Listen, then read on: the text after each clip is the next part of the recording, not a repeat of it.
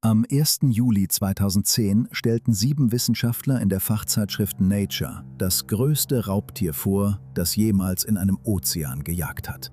Sie nannten es Leviathan. Der Name hielt keine 24 Stunden. Und schuld war nicht das Tier. Schuld war ein Mann, der 169 Jahre vorher 2 Mastodons zusammengeschraubt und das Ergebnis als biblisches Monster verkauft hatte. Das Tier heißt heute Leviathan melvillei, ein Wal, verwandt mit dem Pottwal, aber mit funktionalen Zähnen in beiden Kiefern, über 36 Zentimeter lang. Der größte Zahn, den ein heutiger Pottwal trägt, misst 25. Teilte sein Meer mit Megalodon. Und deshalb dreht sich praktisch jedes Video über ihn um eine einzige Frage: Wer von beiden hätte gewonnen? Das ist die falsche Frage. Ich zeige dir warum. Mit einer Zahl, die kaum jemand kennt. Aber vorher musst du verstehen, woher wir überhaupt wissen, dass dieses Tier existiert hat. Denn alles, was du gleich hörst, stammt aus einem einzigen beschädigten Schädel. Fangen wir bei dem Betrüger an. 1841. Albert Koch, Schausteller, kein Wissenschaftler. Er hat Mastodon-Knochen aus Missouri. Nicht von einem Tier, von mindestens 2. Er schraubt sie zusammen. Er schiebt zusätzliche Wirbel ein, die dort nicht hingehören. Er streckt das Skelett auf knapp 10 Meter. Und dann stellt er es in der Egyptian Hall am Piccadilly in London aus, mitten im Zentrum, gegen Eintrittsgeld. Sein Name für das Ding? Der Missouri Leviathan, das biblische Seeungeheuer, endlich gefunden. Im Februar 1842 nimmt Richard Owen, der bedeutendste Anatom seiner Zeit, die Konstruktion öffentlich auseinander. Vor der Geological Society. Koch ist erledigt. Aber der Name ist in der Welt. Und das ist der Punkt, an dem die Regeln der Zoologie unbarmherzig werden. Ein Name, der einmal veröffentlicht wurde, ist vergeben. Für immer. Es spielt keine Rolle, ob das Tier, für das er vergeben wurde, jemals existiert hat. 169 Jahre später wollen 7 Wissenschaftler denselben Namen für ein Tier benutzen, das wirklich gelebt hat. Sie können nicht. Der Fälscher war zuerst da. Gemerkt hat es ein Mann, der mit Walen nichts zu tun hat. Mike Taylor erforscht Sauropoden, Langhalsdinosaurier. Am 30. Juni 2010, einen Tag bevor das Heft überhaupt auslag, schreibt er in seinem Blog die Frage auf: Ist dieser Name eigentlich gültig? 8 Wochen später erscheint in Nature eine Berichtigung. Darin steht wörtlich: Wir danken MP Taylor und D. Janega, dass sie uns darauf aufmerksam gemacht haben. 7 Autoren, 3 Jahre Arbeit. Die renommierteste Fachzeitschrift der Welt.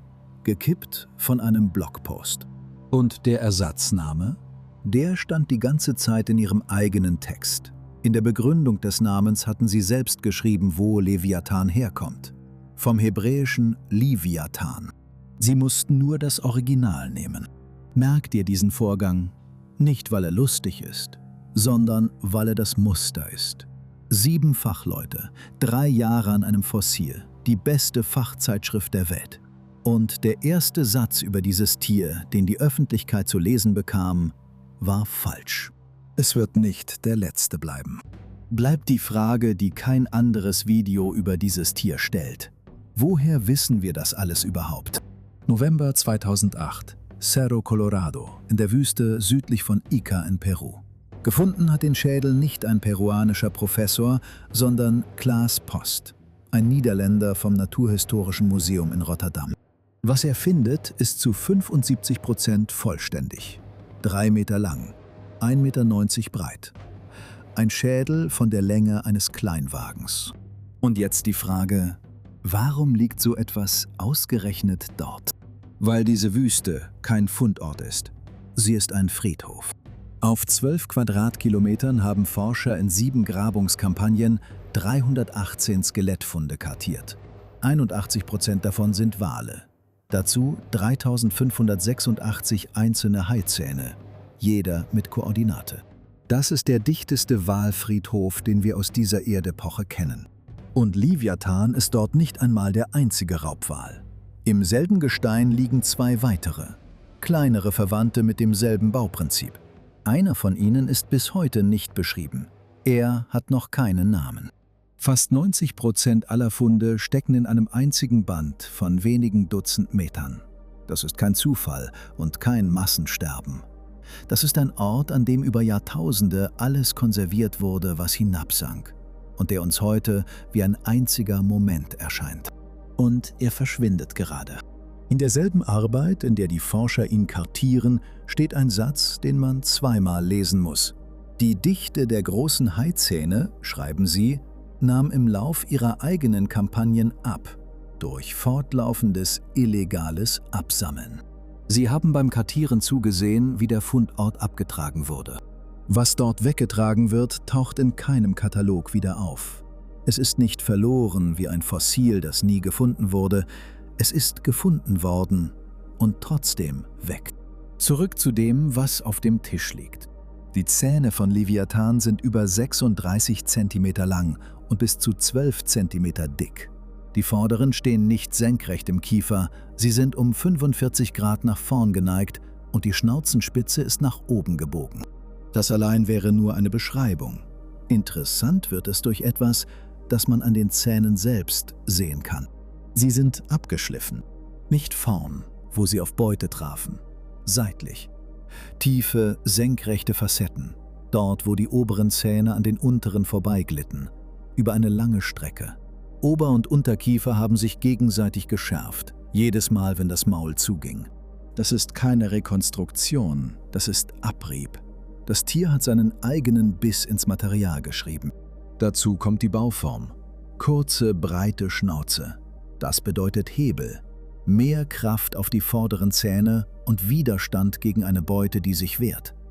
Die Schläfengrube, in der der Schließmuskel sitzt, ist deutlich länger als die Augenhöhle. Und die Zahl, die das Bild vervollständigt? 11 Zahnfächer im Unterkiefer, 9 im Oberkiefer. Das sind, mit Ausnahme des Zwergpottwals, die wenigsten aller Pottwalverwandten. Wenige Zähne, riesige Zähne, maximaler Hebel. Damit du die Maßstäbe hast. Der Orca gilt als das effektivste Raubtier im heutigen Ozean. Er wird keine 9 Meter lang und sein Schädel misst etwa 1 Meter.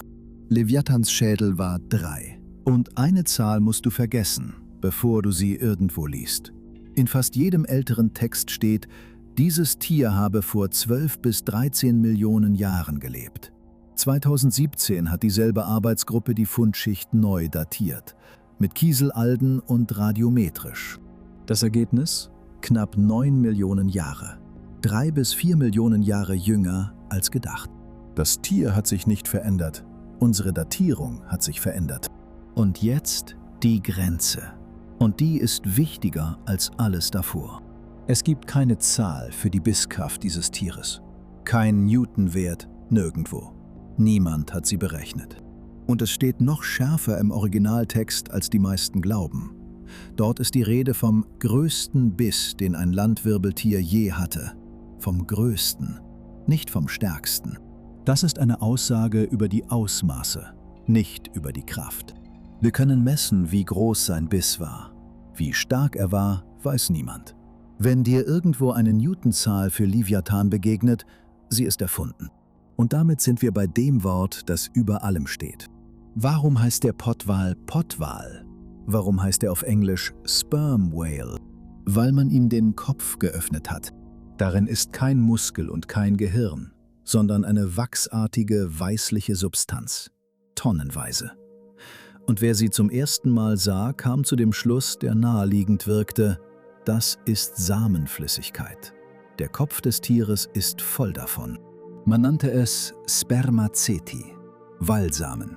Und das waren keine Walfänger aus der Zeit von Moby Dick. Die früheste Erwähnung im Englischen stammt aus dem Jahr 1471.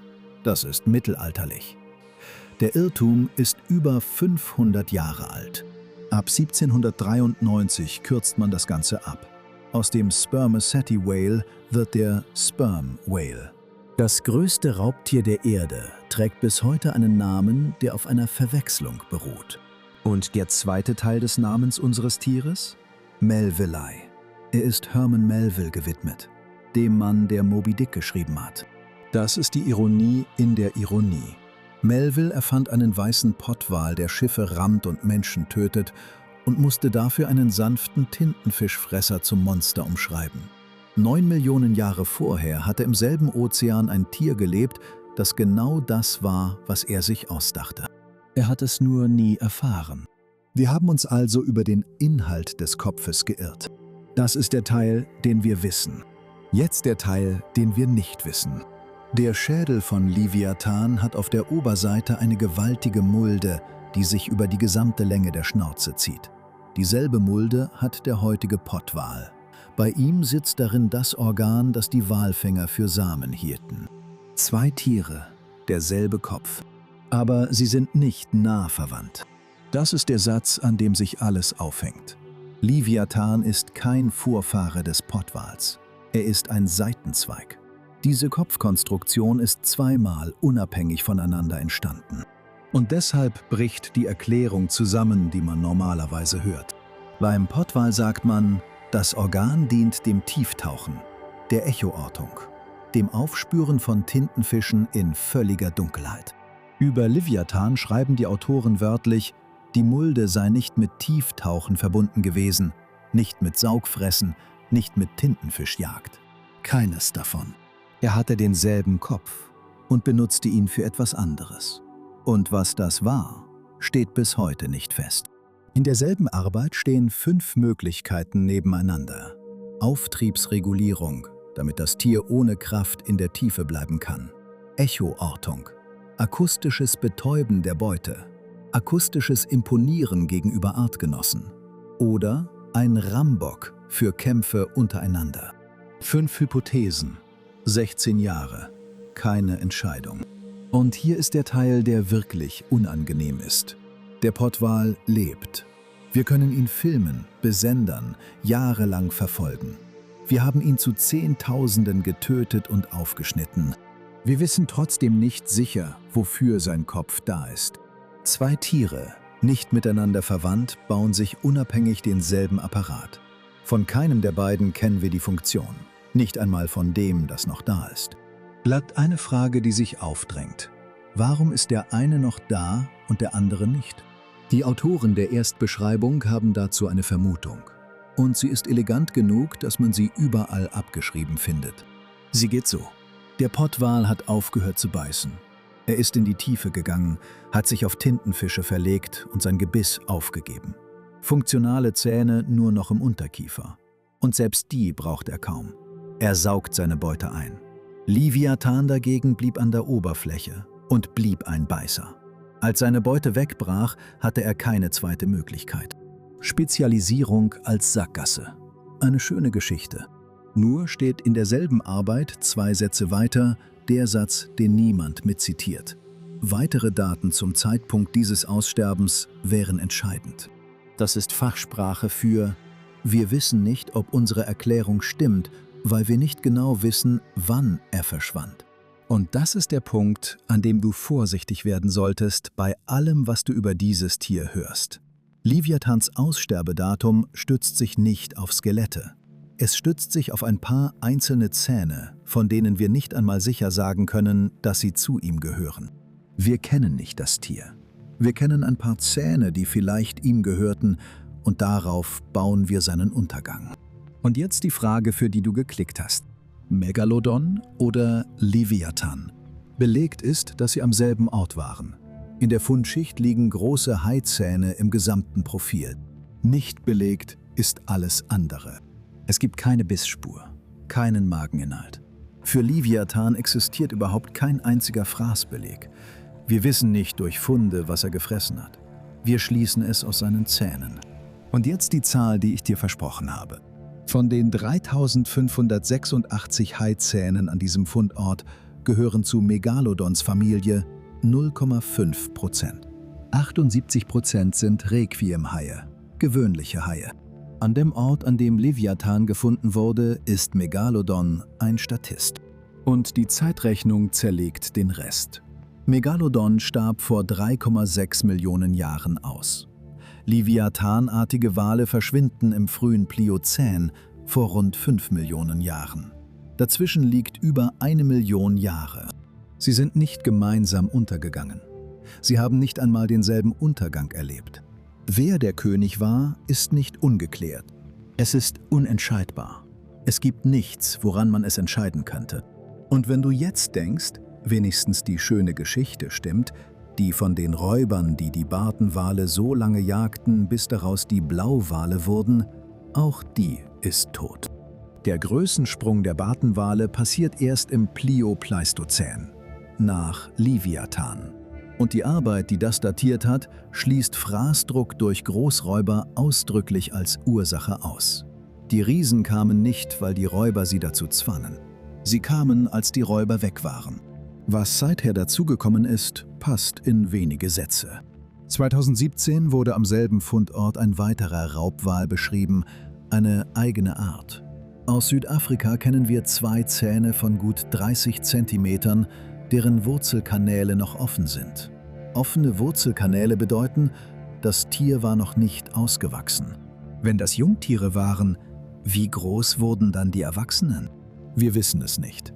Wir haben 2 Zähne. Und dann ist da ein Aufsatz von 2025 über einen 25 cm langen Zahn aus Kalifornien. In der Vorabfassung, die die Autoren ins Netz stellten, stand Leviathan im Titel. In der begutachteten Fassung steht er nicht mehr drin. Die Gutachter haben die Zuordnung kassiert. Zwischen dem Entwurf und der Veröffentlichung hat jemand gesagt, das könnt ihr so nicht behaupten. Genau das ist der Unterschied zwischen einem Fakt und einer Zuschreibung. Und er passiert im Stillen, zwischen 2 Fassungen, wo ihn niemand sieht. Alles, was wir über dieses Tier zu wissen glauben, hängt an einem Schädel aus Peru, an ein paar Zähnen auf 3 Kontinenten und daran, wie streng gerade jemand hinsieht.